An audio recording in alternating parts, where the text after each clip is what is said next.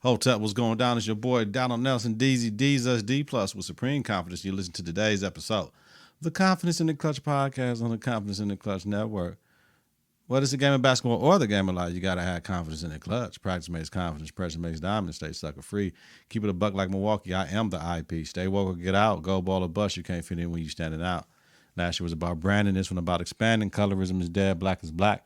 Every disagreement is not a fight. No shine without the grind. I work for myself. I guess I work for a boss, the chief creator of content. Get your confidence together, get your clutch together, support your own black owned media, Listen and follow to the network on various platforms, confidenceintheclutch.podbean.com, Apple, Google, Spotify, and YouTube. Search Confidence in the Clutch. Follow, share, rate, and review. It's important. Visit us on Facebook at Confidence in the Clutch.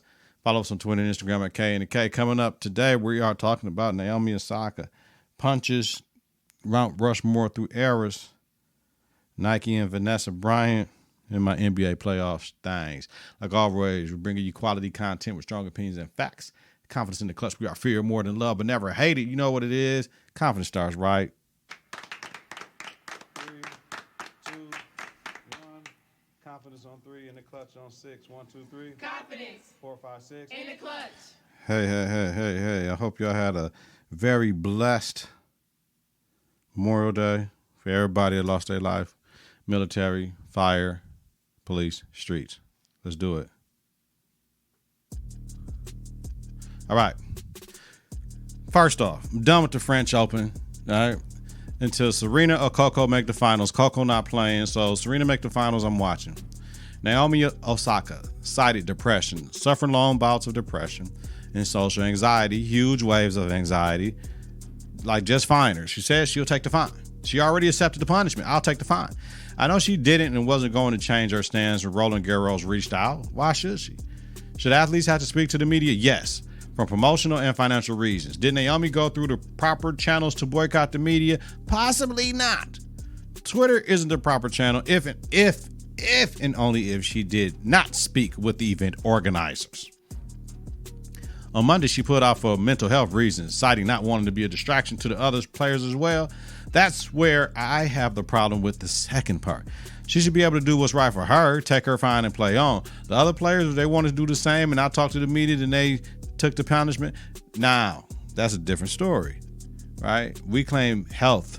If she had a knee, if she had an ankle, if she had a shoulder or a wrist or an elbow or anything, that's health. Mental health, we don't take that as strongly as we need to, just coming out of Mental Health Awareness Month in May, which is May. Now, everyone cannot boycott the media. Then Roland Garros will have an issue and would have to address it.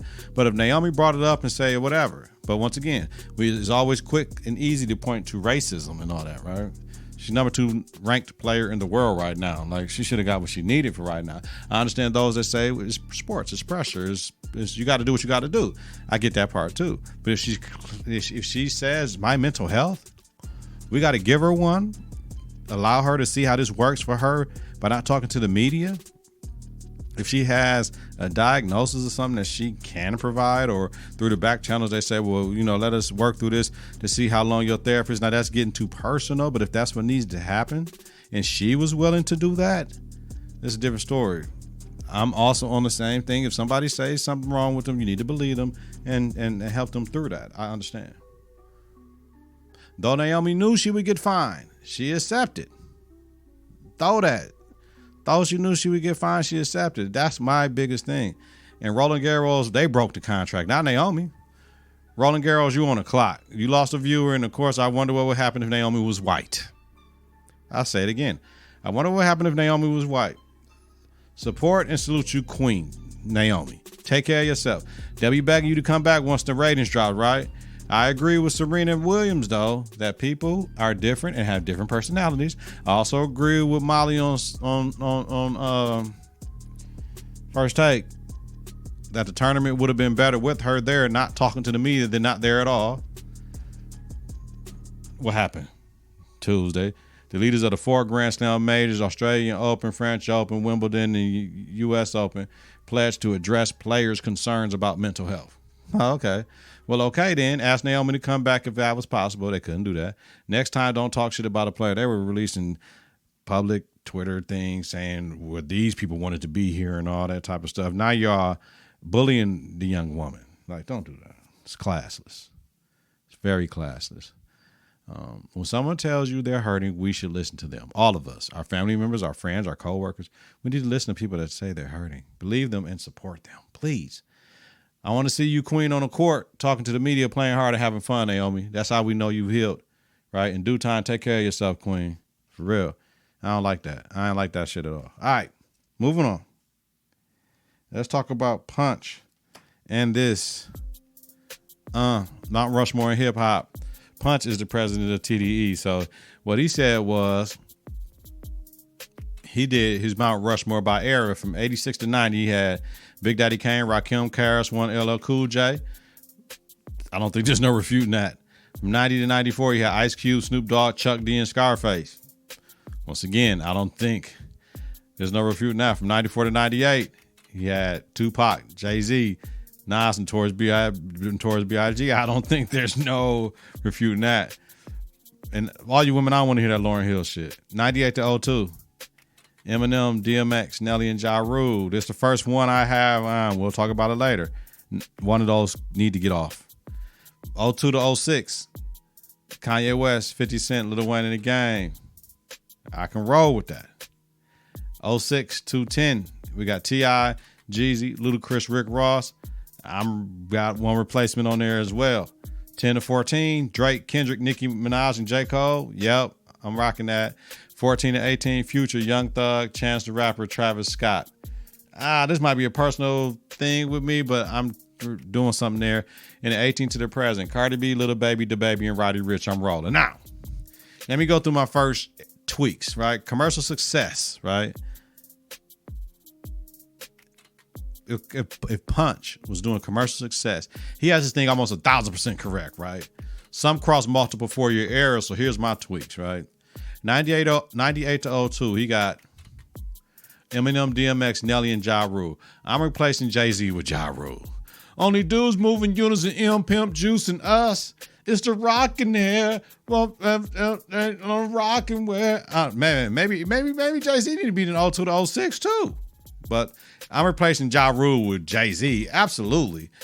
A 98 to 02? I'm taking Ja Rule out of there, right? Jay-Z. So Jay-Z is 94 to 02. Me personally, I think he ran longer shit than that, but that's okay. That 8-year run. 06 to 10. Punch had T.I., Jeezy, Ludacris, and Rick Ross. I'm taking out Ludacris, replacing him with Kanye. Kanye ran shit from 02 to 10, though, for real. And that culminated with Watch the Throne with Hov. That was the end, like, yo. Even 808 with Heartbreaks was cold. You had to lose a woman to understand that album. Or your mother. 14 to 18, Future, Young Thug, Chance the Rapper, Travis Scott. I'm replacing Chance the Rapper with Drake. Are you kidding me? Drake is 10 to 18, fam. 2010 to 2018, when he like, yeah, like for real, like, yeah, no. I'm not giving Chance the Rapper, mixtape rapper over that. He wasn't running a game, fam. It still was Drake. TT, man, come on, man. Anyway, so nice job, Punch, though. You did your shit. I'm rocking with it. It was all good. Moving on. Nike, we need to figure this out. Please figure this out. Please figure this out. Vannessa Bryant did not renew the contract, which ended on April 30th with Nike for Kobe Bryant. All right. Rest in peace to Kobe and the other 8 individuals that lost their souls, lost their lives that day. I'm sorry. Their souls live on through everybody. Most importantly, their family, then their family, friends, other family members, extended family members, friends, and fans, and all these other people like us. But rest in peace to all those people. Speculatively, I can see that Kobe maybe was going to release his own shoe. Like, even though Nike was good to him and stuck with him through the bad times, Nike has been releasing Pro Kobe shoes, right? They're adding new tech to the shoes, but taking prior tech out, which might be better than the new tech. It's some crazy stuff. I don't get it. But it's cool, though, as long as we can get some new Kobe's, right? Very popular since Kobe's and the other 8 untimely death, right? The issue is the unreleased Mambasita version that Vannessa designed. I seen the shoe and I said, I got to have those. Now, Vanessa's quoted as, quote, "This is a shoe I worked on in honor of my daughter, Gianna. It was going to be called the Mambasita shoe as an exclusive black and white colorway on her daddy's shoes. I picked the colors in honor of her uniform. The number 2 she wore, just like her uniform, the inside pattern, Kobe and Gigi on the back in gold instead of Kobe's signature, the inside shoe details, butterfly wings, halo, etc. The Mambacita shoes are not approved for sale. End quote. Brian continues. Quote, I wanted to be sold to honor my daughter with all of the proceeds benefiting our at Mambacita Sports Foundation, but I did not resign the Nike contract and decided not to sell the shoes, right? So here's the thing. The Mambacita shoes were never approved in the first place. Quote, Nike has not sent any of these pairs to me and my girls. I do not know how someone else has their hands on shoes I designed to honor my daughter Gigi, and we don't. I hope these shoes do not get sold at Nike, end quote. And then the last quote she put on IG. In the second photo appears someone already had Gigi's Mambacita shoe in their possession. If someone can share how they have these shoes in their possession, that would be great because my daughters and I don't have any of Gigi's Mambacita shoes, end quote. Damn. I don't know what happened. I don't know, but damn. Contractually, I don't know what she can do as far as the contract is over. Now, name, image, and likeness with Vannessa, with Gigi and Kobe, she has all say on what their name can go on. So, business-wise, Nike has the leverage. Relationship-wise, Vannessa has the leverage. The shoe needs to get dropped, but the bullshit is Kobe should have a lifetime contract with Nike. Clearly, Nike wanted to control everything, maybe not even release new shoes, or maybe Vannessa didn't want to release new shoes, like new shoes, and Nike did want to release new shoes. But, period, just fix it, y'all. Just fix it. Nike, fix it with Kobe.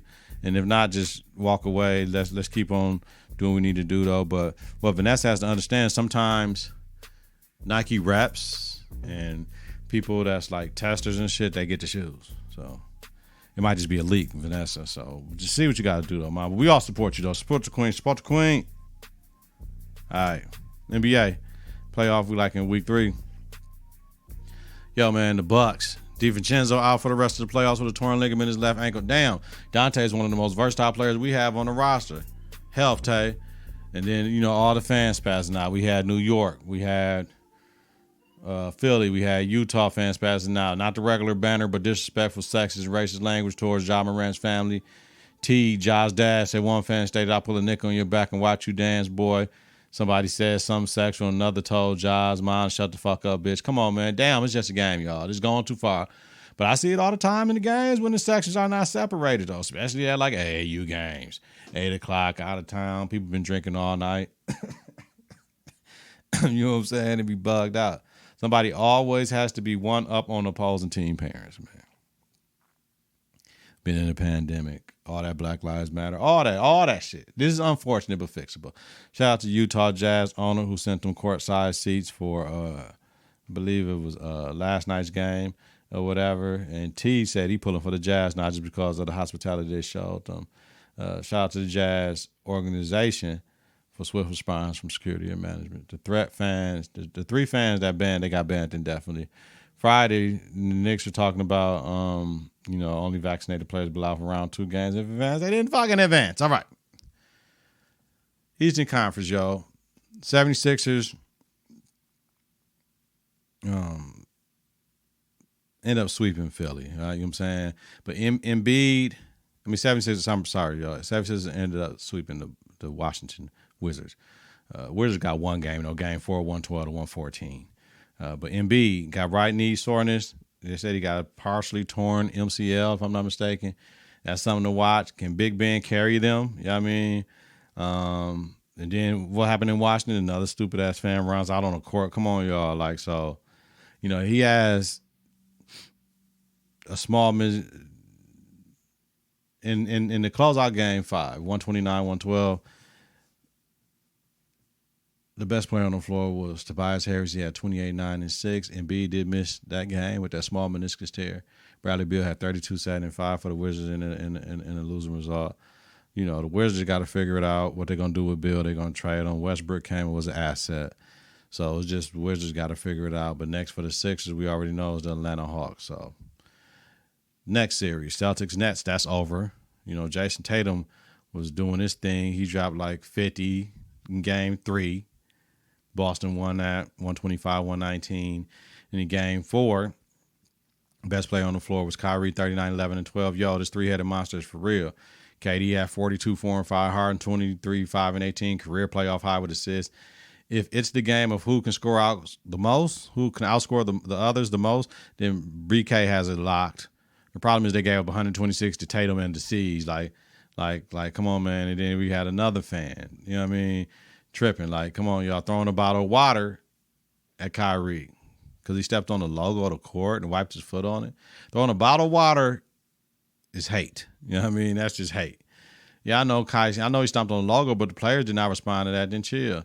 The fan was arrested and charged. Tatum had 47 and 5 that game. My favorite younger player, man, is Jason Tatum, though. He has shown up and showed out this series, averaging 35 and 4.5 assists a game. So what I have is for the Celtics, they got a lot. Danny Ainge resigned as GM. And then we have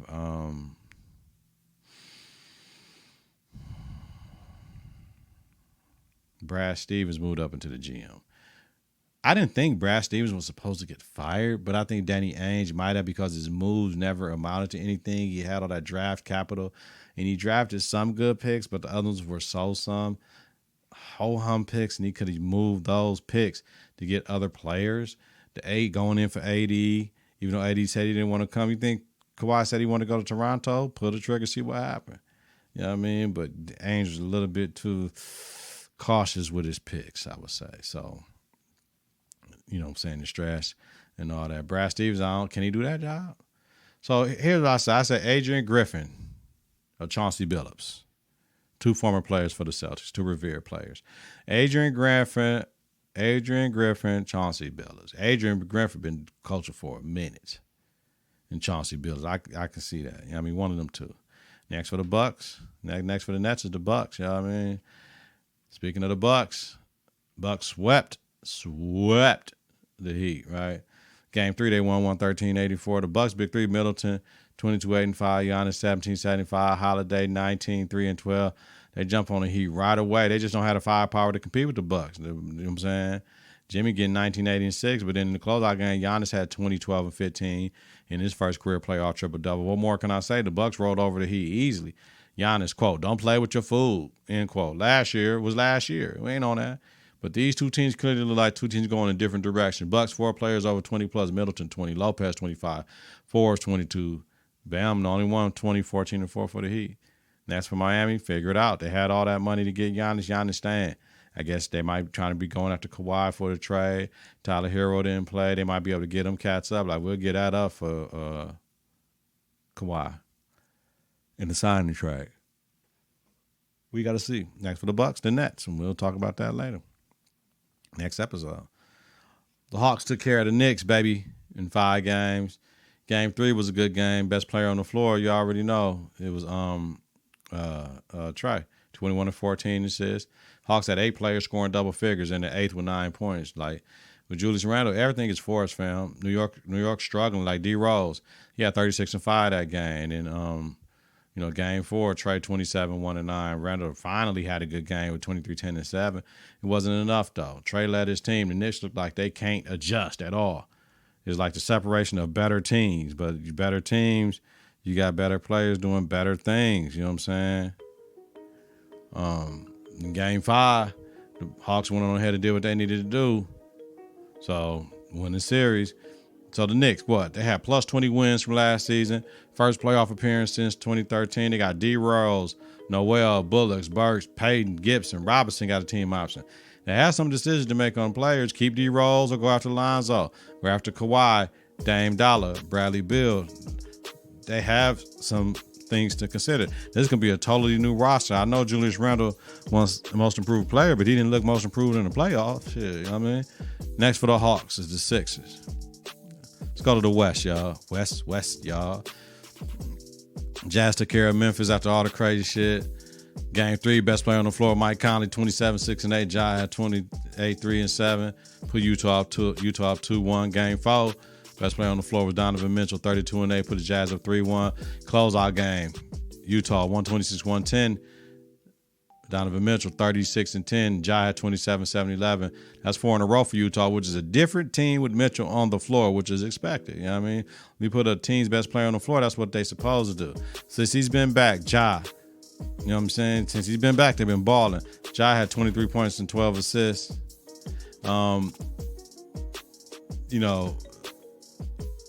Average this series. Ja has to find an easier play to make at times. I mean, so Memphis, they had +4 wins for the season. Ja took his average from 19.1 to 30.2 in the playoffs, and improved in every category. Justice Winslow has team option. Memphis is one player away from seriously contending. So we know what the Jazz they're waiting for. They're waiting for the winner of the they got the 4th seed. The Mavs Clippers. I put this in the wrong thing. They got the Mavs Clippers. So here we go. We got game 3. Clippers 118-108. Luka 44, 9 and 9. Kawhi 36, 8 and 3. Kawhi has found his groove. Clippers won that. Clippers won game 4 as well. Best player on the floor that night. Kawhi 29, 10 and 3. They kind of figured the Mavs out. You know what I mean, inserting Reggie Jackson in the starting lineup made the Clippers a better team. Luka's injury with the nerve damage in his neck has been affecting him. I expect him to play in game 5, which he did last night. Luka was the best player on the floor. The Mavericks 105-100 win, put them up 3-2 in the series. Luka had 42, 8 and 14. With the injury, Luka controlled the game still. Hardaway Jr. put up 20. No other player scored in double figures for the Mavericks. PG had 23, 10, and 6.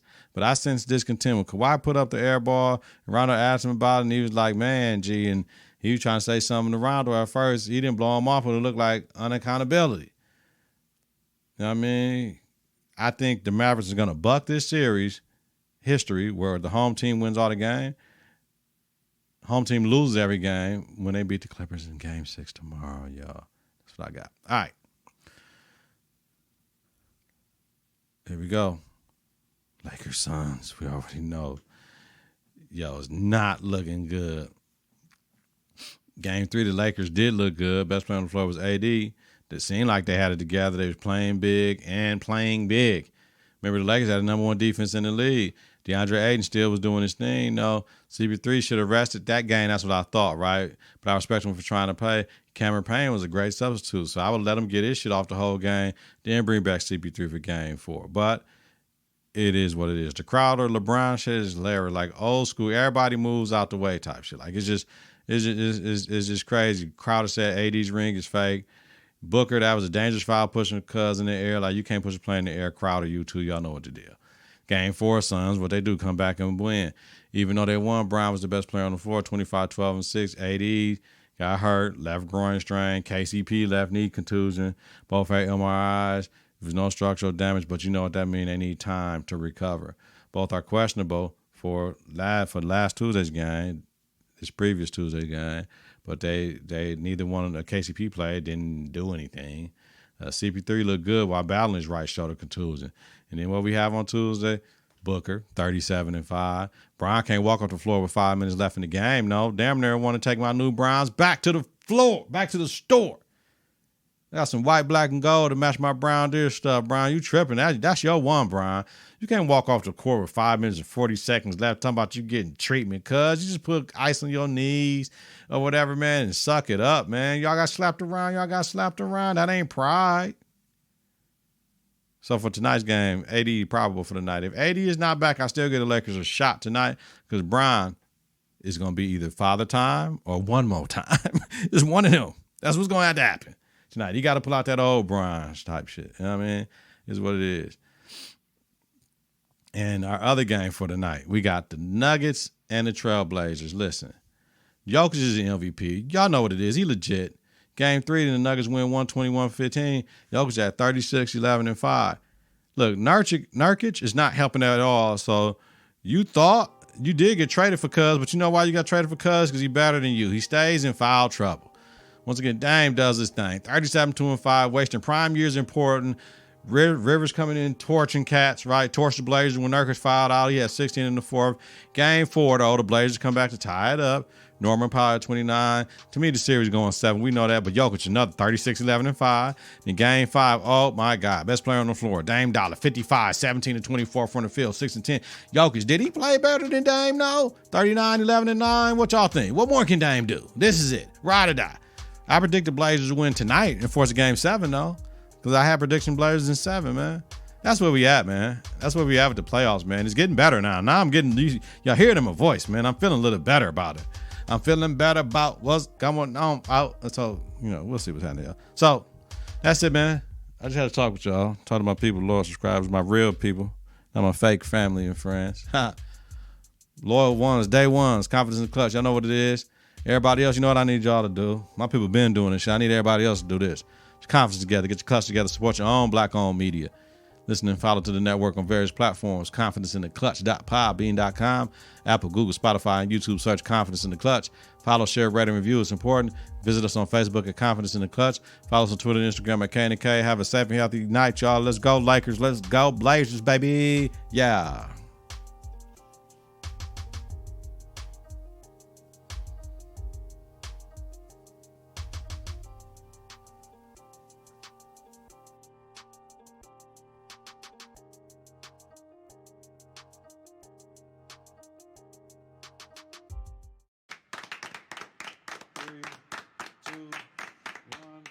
Confidence on 3, in the clutch on 6. 1, 2, 3. Confidence. 4, 5, 6. In the clutch.